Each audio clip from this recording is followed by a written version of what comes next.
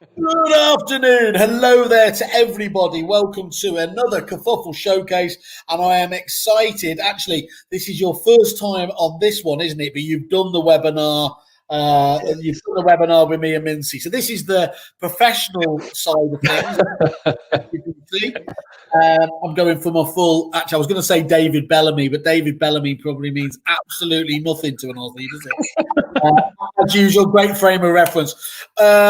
Milton, fantastic for joining us again. And I must admit, sometimes I can say this because it's only me and you. Sometimes when we get people coming on here and they talk about what the title of it's going to be, it's a little bit sort of, well, that's a bit underwhelming and everything else. But you've given me data is a game changer, which again is a bit of clickbait to somebody like me. So you can hold on to that for the minute. We'll delve into that. But for the moment, many other people will know you as Inspect Real Estate. Correct. Do you want to just give us a bit of background? And I can see Zoe's just arrived as well. So Zoe's one of your fine clients. And so we'll bring her in here, and then maybe you can give us a bit of a background. Sure. Hello. Oh, I've just stuck you in there. I'm a little rest. Sorry. Hello, Kaylee. How are you? I'm fine. I was just going to put something as my job title, and then I was advised against it, so I'm not going to say what I was going to put. Was that somebody from our fun prevention office at Kerfuffle, or no? It was here. I had a straw poll as to whether I should put it, and they said no. It's probably a little bit offensive to some people. Tell us, what was it going to be? I'm prop tech whore. Well, unless you were going to put that on mine, I don't see how that could be offensive. Anyway. Well, I like it. Can you come back out and go back in again and let's put it back up? Let's deal with the most. You are competing now with Matt Nicol for never mind prop tech whore, Kerfuffle whore. I know. Oh. So thank you. No, Tom McGee has the prize there, mate. Tom McGee will always be the one. Don't say his name. He's like Candyman. He'll appear. Right. So, Milton, we were just going to kick off. Do you want to just give us a bit of background? It's IRE now, but that is still, as far as I'm aware, stands for Inspect Real Estate. Yes. You give us the full background about the business and how you ended up over here. Cool. We got to go back to 1998. Andrew Reese, who is also the CEO of Inspect Real Estate, he had his own lettings and management business, no sales arm, called Pro Rentals. Where I kind of had my first introduction to real estate. Met Andrew as my first gig in real estate. He had a lot of problems with his agency. He started with like 30 or so, ended up with about 1,750. Had a lot of problems that other agents probably still or do have or have had. And we had a software company called, I probably won't name them. I think it was called Console, who've only just gone to the cloud, got on the console. And we asked him, can you build some stuff? And they said they would, but then they didn't. So we kind of just went, well, we got Mike, and Mike is actually Andrew's brother-in-law. He's a coder. So he started building some stuff, and we kind of had our client accounting system with Console. So we kind of just built stuff in and around it. They sold that business, had one client for their first year in Australia. We have about 26 to 2,700 clients across Australia and New Zealand, and I think we've got about 100 or so here in the UK. And that's how we got to the UK, is because I badgered and pestered him and said, in my short stint in lettings here in London, I thought it had a place.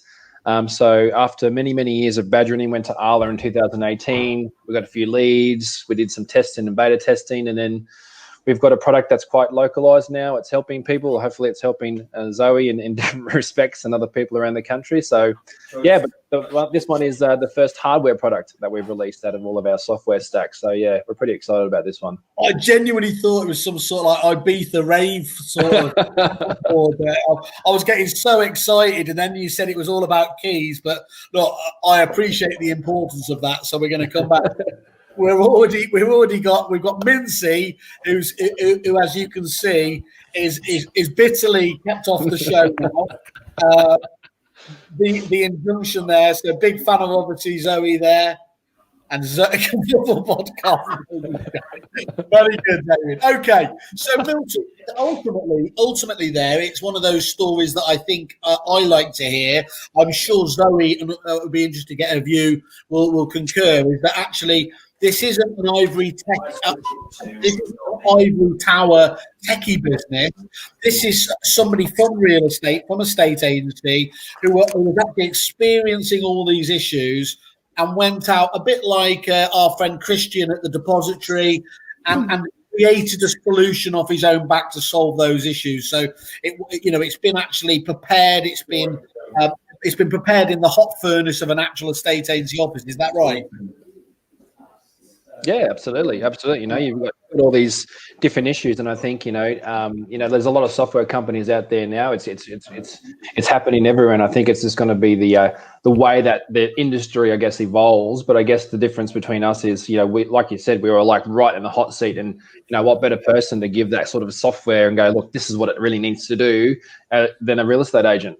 So that's kind of how it grew, and it's kind of interesting. There's a lot of tagline gets thrown out there, but they say it's agent-driven, agent-built, but it really, really was its base root. Every time we do any sort of, integration, development work, bug fixes, it's always basically based on clients saying, hey, can it do this? Can it do that? It could do this. That'd be pretty cool. So we have this huge list of which we kind of prioritize internally to make sure what's going to give the biggest benefit to the most of our client base, and we work on those things as part of our subscriptions. Don't charge people because everyone kind of wins at the end of the day. So that's kind of, I guess, the ethos behind it all.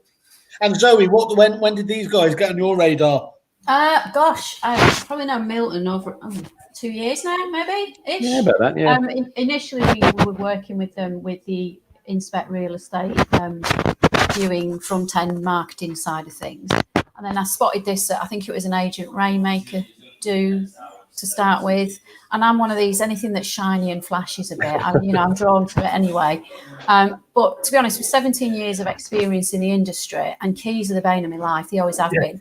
We're a mid-range size office, about 200 managed properties. So we're not massive, but it's still a pain in the arse, pardon the French, when you're dealing with keys.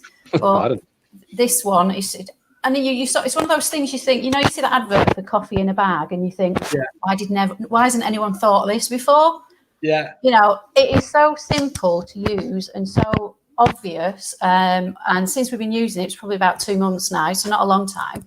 Not any problems. No, it's been brilliant, really. And it's just so easy. Any idiot can use it.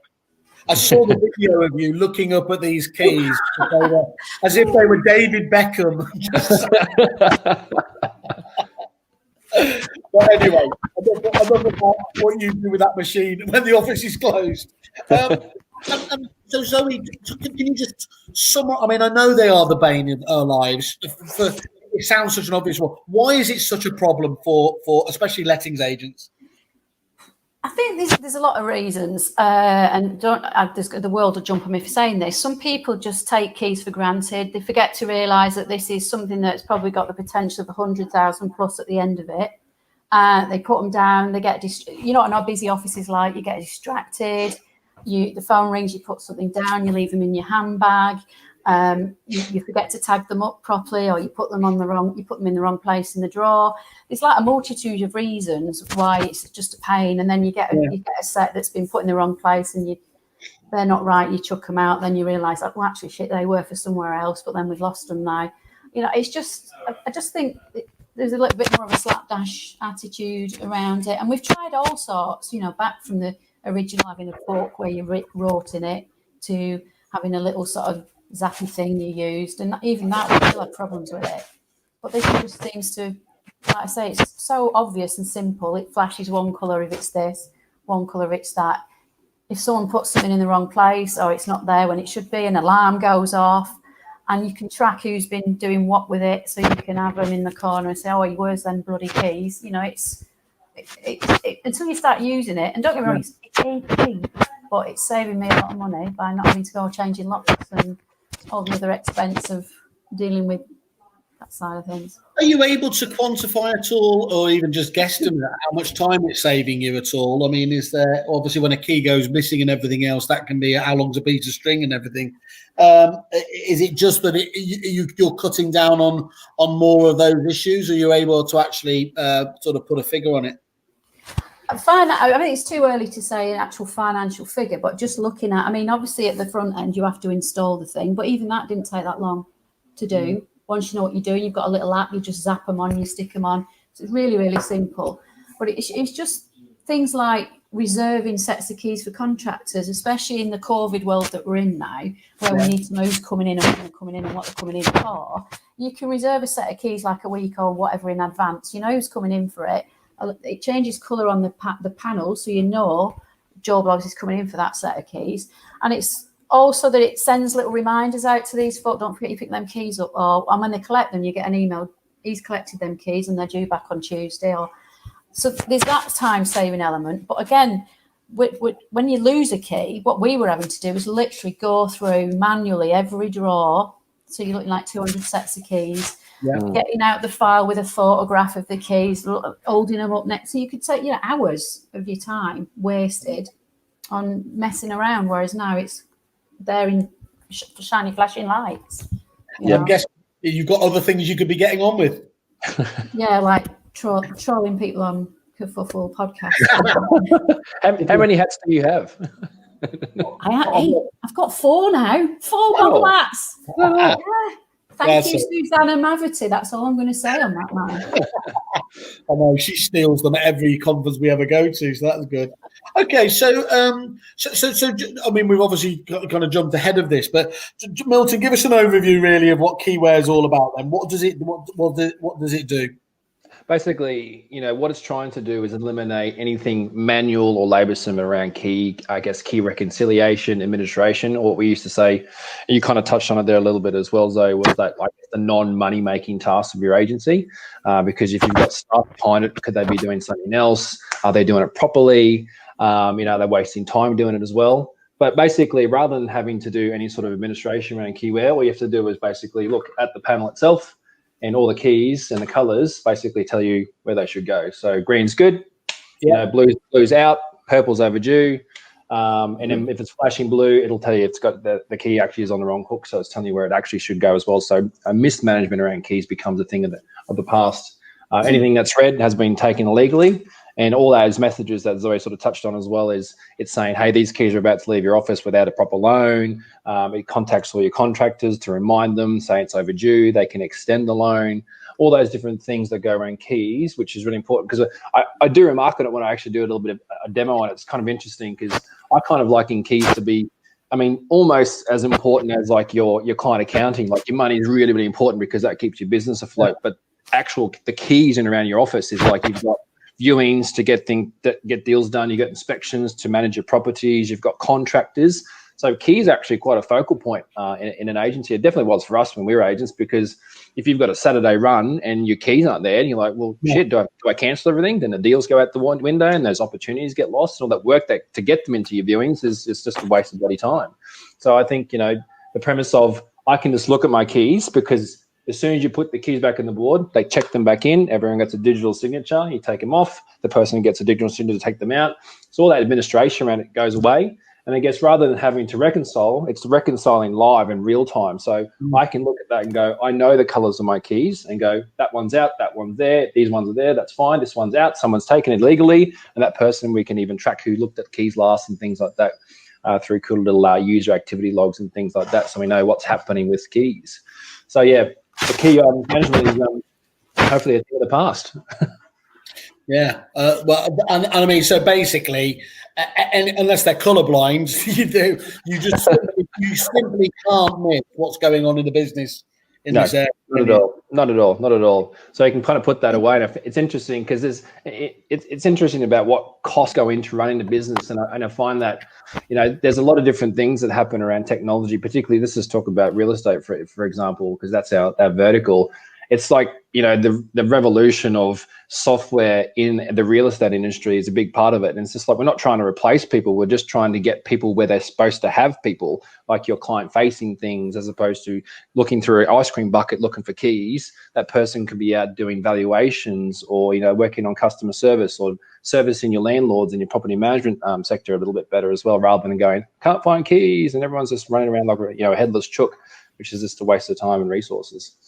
Chuck is chicken, just to throw my international expertise into the here.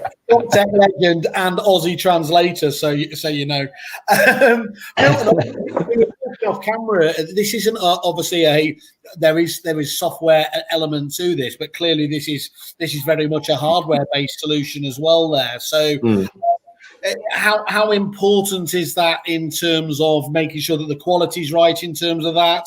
I think this is where really your spread as a true global provider comes into play here, doesn't it? Because although you've got a growing, obviously, client base over here, you've got a huge client base of almost 3,000 agents around New Zealand and Australia, haven't you? Yes, absolutely. Yeah. So obviously that's where our base was. That's where we started things off. Keyware is, I think, over in 600 different locations now across the globe. So it is a working model. And obviously we have working models here in the UK, which is proof of concept as well. But it's international. Like, you know, people have keys and they have key problems. It's just, the funny thing is, everyone sounds a little bit different, where it depends on where you come from. That's the only difference, really, because landlords have properties, they have keys, you've got to manage them, you've got to do inspections, you've got to do viewings, you've got to do everything else around your management or your lets. So it's the same problem just everywhere. Everyone's got, it sounds a little bit different. Was there any localization needed for this, given that, as you said, it's fairly ubiquitous? A key is a key, and the process is pretty much identical, isn't it? I'm imagining this was just get it off the boat, get it in and get it. get off a boat in China and send it straight to the UK. Yeah, pretty much. The localization for keyware was really sort of minimal, because keys, or the property and the assets that we have within the actual tech, key management is key management. But what's interesting is the keyware team back in Australia, they're sort of looking at keyware being, well, is keyware a problem in different other verticals? So that's now becoming a focal point of where they're going to take keyware now, because keyware will fix problems in agency. But, you know, does it have, I guess, a purpose sort of outside of our vertical? And, you know, the signs are good so far. So they're doing some beta testing around that, just going off on a tangent just slightly. Yeah. So, yeah. That's that. You're talking to me. That happens. It's obviously there's a number of different solutions out there. What do you feel that the UK market, without, you don't have to obviously name names, but what do you feel it was missing out of? Where was it not meeting the challenge of the job? I think it's like anything. You know, everyone's got different problems to solve, and whether that sort of hits the, you know, is the problem big enough against the price point that it's kind of, I guess, thrown at it to say this will fix the problem. But I guess in terms of just keyware in general, you know, there's a lot of people out there with a lot of key issues. Maybe I'm just throwing a real sort of just stab in the dark here and saying, like, I would say probably 90 to 95% of agents, letting in estate agents throughout the UK, will have some sort of key issue. The 5 to 10% are probably the really small startups who can do manual recs, and they've got, like, you know, 10 to 15, 20 keys that they're managing at any one time, which is manageable. Yeah. But I guess it's when you start to grow and you've got more humans that are, I guess, in that process. And that's probably the one thing we talk about a little bit, is the unquantifiable. You know, we're trying to eliminate the human error. When you've got more people touching keys, taking keys out, aren't really signing them out, that's where the problem does exist. So the biggest problem we found is, you know, not overstepping the mark of what the problem probably really is, as opposed to the solution, the benefits it will provide to your agency when we talk to agents about, particularly with key management around keyware. So, yeah. And Zoe, you're one of the leading, obviously, franchise groups in the UK, certainly in the lettings realm as well. And this key management issue, your peers across the group, do they echo the sorts of problems you were having as well? I think problem-wise, yeah, I think Milton might have a better or a clearer picture on how many we've signed up, and obviously the ones that haven't, I'm not quite sure why they haven't. You know, it's like I said, 17 years of this, and in the last 2 months, my life has been so much easier. And like I say, it almost feels like, well, you know, where's this been for all this time? I think some suppliers, unfortunately, overcomplicate things. So they make it complicated. So then what you want is, and this is going to sound really bad because we're not idiots, but you want something that's idiot proof and something that's really simple. So like Milton says, if it flashes one colour, it's this. If it flashes another colour, it's that. One of the things I found with using other suppliers is that I was moving the kit around the office because people were still forgetting to use it. Whereas this, everyone knows it's in the big cupboard at the front. Yeah. And they go and use it. Even though there's a lock on it with a combination, they're actually making the effort to actually go in there and use it. Whereas before, it was very complicated and you had to do this and then do something else. Whereas this, you don't even need key numbers. You know, it's getting your head around the fact that you don't actually need to know what number key it is because you just book it out and it flashes and you take it off. You put it. There's a little thing at the bottom that you hold it to, and then it tells you where to put the key back to. Don't know why I'm doing that. You know. You know, it's just simple. And like I say, you just wonder why on earth didn't anyone think of this before? Why didn't I? I've been making loads of money now. But that's the truth. When you're running your business, you almost need somebody to come along and say, look, I've got this solution. You know, because you don't have the time to be thinking out of the box like that. So it's one of the hardest challenges of suppliers, I do know, isn't it, Milton? You must get very frustrated where you know this genuinely is the solution for probably 95% of the people out there, but you almost can't get them to pay attention to just get your foot in the door to show them about it because they just assume, look, keys are a pain in the arse. You know, it is what it is. But you just need opportunity, don't you, to really, as you said, get that flashing behind you. This actually is the carry case. In fact, I actually walked into Normie & Co. after what was his name? I can't remember because he actually had seen something on one of the Facebook channels. So I was actually in Manchester with the carry case doing some other business. So I actually just went, knocked on their door, had a bit of a chat to them. And it does have that sort of wow factor because, you know, there's something actually physical. You can touch it, you can see it, it's really interactive. But you kind of hit it on the head because, you know, it's funny because some people will have key problems all the time and they won't do anything about it. And then they try and quantify it by saying, well, this is the price. And they go, oh. But then you have those conversations about, well, have you lost keys in the past? How much time are you spending doing reconciliations? How much time are you chasing keys? And they can't really quantify it, but they know it's happening.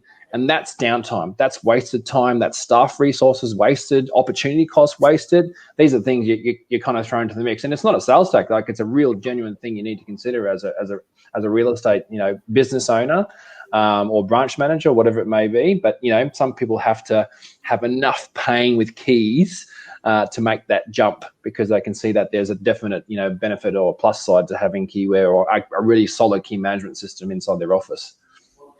David's always, in fact, he's just jumped up. David's always telling me that North Manchester's really, really safe, but you can get away with it in North Manchester carrying that, but don't go through central London with something like that flashing. You might not make it out again. He did. Guys, he did. Thank you very much for joining us. It's really appreciated. Thanks for everyone who's been watching. It must be good. I've just noticed my dad jumped on. So you've done well there, Milton. You might have 2 whales by the end of the day. Amazing. Thank you. It was worth it. All over this. Nice one. Thanks, mate. Guys, thank you very much. See you soon.